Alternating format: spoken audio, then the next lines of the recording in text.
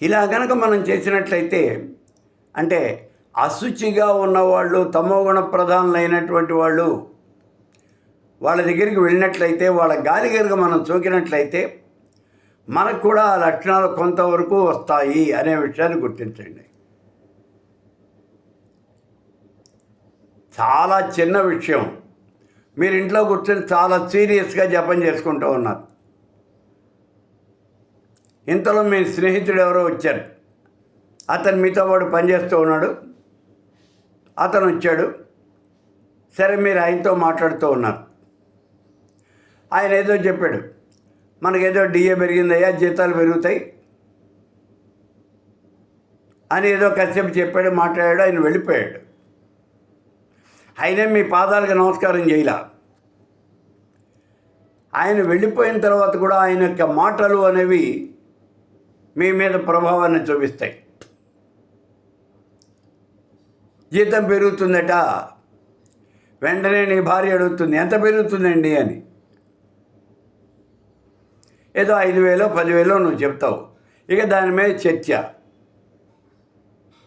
నీ మనసు కాస్త పొల్యూట్ అయిపోయింది.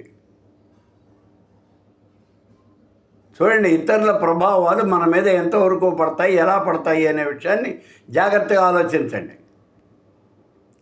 వాళ్ళ వస్తువులు మనం వాడక్కర్లేదు, వాళ్ళని మనం తాకనవసరం లేదు, ఏం అవసరం లేదు. వాళ్ళ గాలి మనకు వస్తే చాలు. అతను మీ ఇంటికి వచ్చాడు.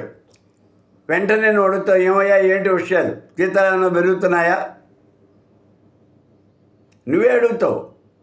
ఎందుకంటే ఆ గాలి అతను వచ్చాడు అంటే వెంటనే అడుగుతావు నువ్వు అన్నమాట. అంటే నీకున్నటువంటి కాన్సన్ట్రేషన్ దెబ్బతినిపోయి అటువైపు వెళ్ళిపోతుంది. ఈ కారణం చేతనే నువ్వు జపతపాలు చేసేటప్పుడు ఎవరిని కూడా నీ దగ్గరకు రానియద్దు అని చెప్పే మాట.